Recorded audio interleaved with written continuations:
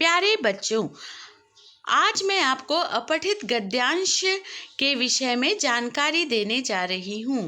अपठित गद्यांश हिंदी व्याकरण का एक प्रमुख हिस्सा है।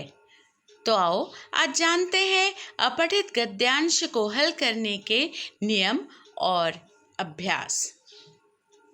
सबसे पहले बच्चों, अपठित गद्यांश के अर्थ को जानते हैं। अपठित मतलब नहीं पढ़ा गया हो। ऐसे गद्य के अंश जो हमने पहले नहीं पढ़े हों, उससे संबंधित प्रश्नों को हल करना ही अपठित गद्यांश का उद्देश्य होता है। अपठित गद्यांश किसी भी पाठ्यक्रम से नहीं लिया जाता, यह किसी भी विषय से संबंधित हो सकता है।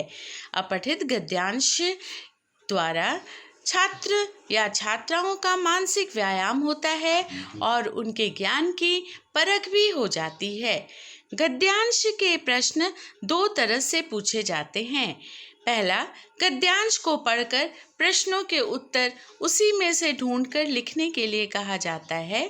दूसरा, वैकल्पिक प्रश्न पूछे जाते हैं, हमें सही उत्तर चुनकर लिखना होता है। इसका हल बहुत ही बारीकी से ढूंढना होता है, क्योंकि उत्तर बड़े ही गूढ़ होते हैं, बहुत ही करीबी होते हैं। अपठित गद्यांश पर आधारित प्रश्न को हल करने के लिए हमें निम्नलिखित बातों का ध्यान रखना बहुत आवश्यक होता है। पहला, दिए गए गद्यांश को ध्यान से पढ़ना चाहिए। गद्यांश को पढ़ते समय मुख्य बातों को रेखांकित करना चाहिए। अधिकांश परीक्षा कक्ष में प्रश्नों पर कुछ भी रेखांकित करने का निषेध होता है, मना होता है। अतः बच्चों, अपने मस्तिष्क में ही इसके उत्तर को रेखांकित कर लें। तीसरा, प्रश्नों के उत्तर देते समय भाषा एकदम सरल होनी चाहिए।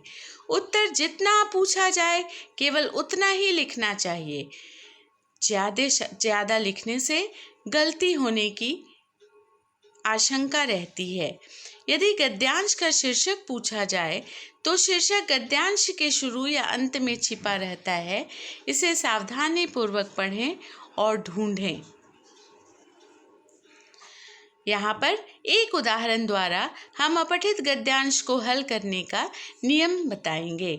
आजकल बड़ी संख्या में बच्चे प्राइवेट या सरकारी बसों से विद्यालय जाते हैं। इससे बच्चों के माता पिता को काफ़ी सुविधा रहती है। वे बिना अधिक परिश्रम किए ही विद्यालय पहुंच जाते हैं।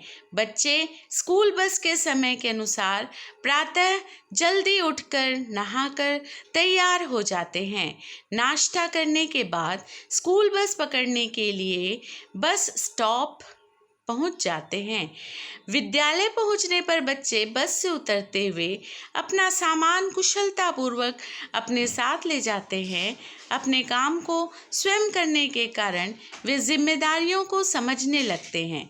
बच्चों, गद्यांश को 2-3 बार ध्यान से पढ़ना चाहिए। उसके बाद आधारित प्रश्न एवं उत्तर देने का शुरुआत करना चाहिए। तो दिए गए गद्यांश के अनुसार निम्नलिखित प्रश्न हमारे सामने हो सकते हैं, जैसे आजकल बड़ी संख्या में बच्चे किस तरह स्कूल जाते हैं, कैसे स्कूल जाते हैं। तो हमारे सामने यह लाइन है और यही हमारा उत्तर होगा कि आजकल बड़ी संख्या में बच्चे प्राइवेट या सरकारी बसों के द्वारा विद्यालय जाते हैं। वैकल्पिक उत्तर में सरकारी बस, रिक्शा, कार या पैदल कुछ भी ऑप्शन हो सकता है। इससे बच्चों के माता पिता को क्या मिलती है, तो हम लिखेंगे सुविधाएं मिल जाती हैं। बच्चे प्रातः उठकर जल्दी नहा धोकर बस पकड़ने के लिए कहाँ चले जाते हैं, तो उत्तर होगा स्टॉप पर चले जाते हैं। बस की सुविधा के कारण बच्चों को क्या लाभ मिलता है, तो उत्तर होगा बच्चे जिम्मेवारियाँ सीखते हैं, जिम्मेदार बन जाते हैं। इस तरह बच्चों कोई किसी भी प्रकार के प्रश्न पूछे जा सकते हैं, तुम्हें गद्यांश के अनुसार ही उत्तर देना होगा।